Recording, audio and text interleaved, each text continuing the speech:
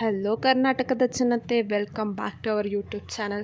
So ತುಂಬ ದಿನದಿಂದ video ಮಾಡಿ ಅಪ್ಲೋಡ್ ಮಾಡೋಕ್ಕಾಗ್ತಿರ್ಲಿಲ್ಲ. ಕಾರಣ ಏನಪ್ಪ ಅಂದರೆ ನನ್ನ ಎಕ್ಸಾಮ್ಸ್ ನಡೀತಿತ್ತು. ಸೊ ಅದಕ್ಕೆ ಈ ವಿಡಿಯೋ ಮಾಡಿ ಅಪ್ಲೋಡ್ ಮಾಡೋಕ್ಕಾಗ್ತಿರ್ಲಿಲ್ಲ. ಸೊ ಫೈನಲಿ ಗೃಹಲಕ್ಷ್ಮಿ ಯೋಜನೆ ಬಗ್ಗೆ ಒಂದು ಅಪ್ಡೇಟ್ ಇತ್ತು. ಸೊ ಈ ಅಪ್ಡೇಟನ್ನು ನಮಗೆ ತಿಳಿಸ್ಕೊಡ್ಬೇಕಂತ ಇವಾಗ ವೀಡಿಯೋ ಮಾಡ್ತಾ ಇದ್ದೀವಿ.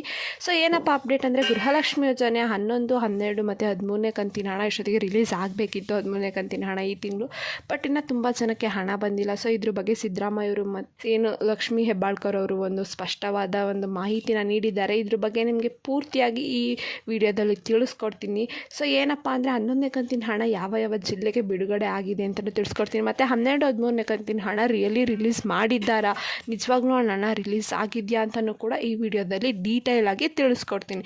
ಸೊ ಬನ್ನಿ, ವಿಡಿಯೋನ ಸ್ಟಾರ್ಟ್ ಮಾಡೋಕ್ಕಿಂತ ಮುಂಚೆ ನೀವೇನಾದರೂ ನಮ್ಮ ಚಾನಲ್ಗೆ ಸಬ್ಸ್ಕ್ರೈಬ್ ಮಾಡ್ಕೊಂಡಿಲ್ಲ ಅಂದರೆ ದಯವಿಟ್ಟು ಚಾನಲ್ಗೆ ಸಬ್ಸ್ಕ್ರೈಬ್ನ ಮಾಡಿಕೊಂಡು ಸಪೋರ್ಟ್ನ ಮಾಡಿ ಅಂತ ಕೇಳ್ತಾ, ವಿಡಿಯೋನ ಆದಷ್ಟು ಎಲ್ಲರಿಗೂ ಶೇರ್ ಮಾಡಿ.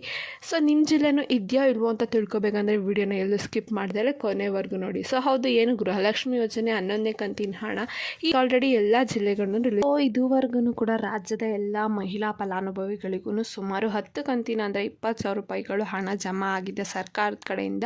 ಲಾಸ್ಟ್ ಏಪ್ರಿಲಲ್ಲೇ ಎಲೆಕ್ಷನ್ ಇರೋ ಪ್ರಯುಕ್ತ 10ನೇ ಕಂತಿನ ಹಣನ ಬಿಡುಗಡೆ ಮಾಡಿದರು.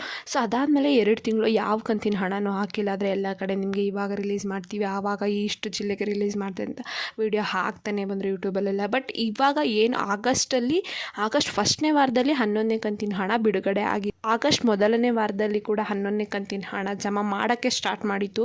ಸೊ ಇವಾಗ ಆಲ್ರೆಡಿ ಕರ್ನಾಟಕದ ಎಲ್ಲ ಜಿಲ್ಲೆಗಳ ಮಹಿಳೆ ಫಲಾನುಭವಿಗಳಿಗೂ ಕೂಡ 11ನೇ ಕಂತಿನ ಹಣನ ತಲುಪ್ಸೋಕ್ಕೆ ಸರ್ಕಾರದವರು ಟ್ರೈ ಅಂತೂ ಮಾಡಿದ್ದಾರೆ.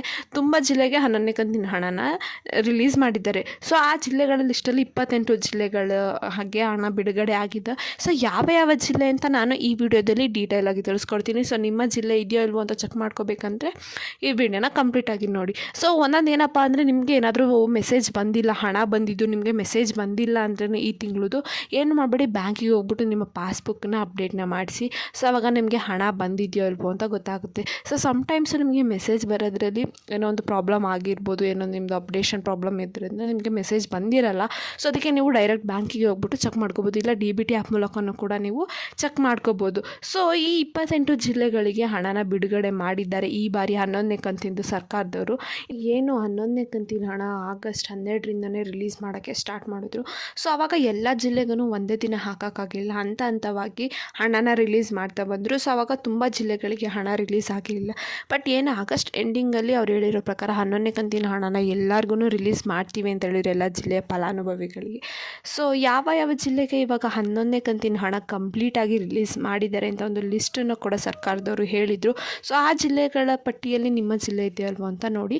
ಸೊ ಯಾವ ಜಿಲ್ಲೆ ಅಂದರೆ, ಉಡುಪಿ, ಚಿಕ್ಕಮಗಳೂರು, ಹಾಸನ, ದಕ್ಷಿಣ ಕನ್ನಡ, ಚಿತ್ರದುರ್ಗ, ತುಮಕೂರು, ಮಂಡ್ಯ, ಮೈಸೂರು, ಚಾಮರಾಜನಗರ, ಬೆಂಗಳೂರು ಗ್ರಾಮಾಂತರ, ಬೆಂಗಳೂರು ಉತ್ತರ, ಬೆಂಗಳೂರು ಸೆಂಟ್ರಲ್, ಬೆಂಗಳೂರು ದಕ್ಷಿಣ, ಚಿಕ್ಕಬಳ್ಳಾಪುರ, ಕೋಲಾರ, ಚಿಕ್ಕೋಡಿ, ಬೆಳಗಾವಿ, ಬಾಗಲಕೋಟೆ, ಬಿಜಾಪುರ, ಈ ಇಷ್ಟು ಜಿಲ್ಲೆಗಳಿಗೆ 11ನೇ ಕಂತಿನ ಹಣ ಕಂಪ್ಲೀಟಾಗಿ ರಿಲೀಸ್ ಮಾಡಿದ್ದಾರೆ ಸರ್ಕಾರದವರು.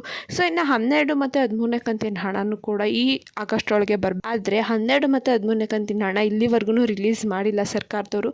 ಮೇ ಬಿ ನೆಕ್ಸ್ಟ್ ತಿಂಗಳು ನಿಮಗೆ 12ನೇ ಕಂತಿನ ಹಣ ರಿಲೀಸ್ ಆಗ್ಬೋದು. ನಿಮಗೆ 12ನೇ ಕಂತಿನ ಬಗ್ಗೆ ಏನೇ ಒಂದು ಹೊಸ ಮಾಹಿತಿ ಇತ್ತು ಅಂದರೆ ನಾನು ನಮ್ಮ ಚಾನಲಲ್ಲಿ ವಿಡಿಯೋ ಮಾಡಿ ಹಾಕ್ತೀನಿ. ಸೊ ಅದು ನಿಮಗೆ ಗೊತ್ತಾಗಬೇಕಂದ್ರೆ ನಮ್ಮ ಚಾನಲ್ಗೆ ಸಬ್ಸ್ಕ್ರೈಬ್ನ ಮಾಡಿ ಬೆಲ್ಲೈಕನನ್ನು ಪ್ರೆಸ್ ಮಾಡೋದನ್ನ ಮರಿಬೇಡಿ ಅಂತ ಕೇಳ್ತಾ, ಇದನ್ನು ಯಾರ್ಯಾರು ಗೃಹಲಕ್ಷ್ಮಿ ಯೋಜನೆ ಹಣಕ್ಕೋಸ್ಕರ ಕಾಯ್ತಿದ್ರೆ ಅವ್ರಿಗೆ ವಿಡಿಯೋನ ಶೇರ್ ಮಾಡಿ ಅಂತ ಹೇಳ್ತಾ, ಸೊ ನೆಕ್ಸ್ಟ್ ಇದೇ ರೀತಿ ಒಂದು ಅಪ್ಡೇಟ್ನ ತಗೊಂಡು ನಿಮ್ಮ ಮುಂದೆ ನಾನು ಬರ್ತೀನಿ. ಅಲ್ಲಿ ಧನ್ಯವಾದಗಳು, ಬಾಯ್.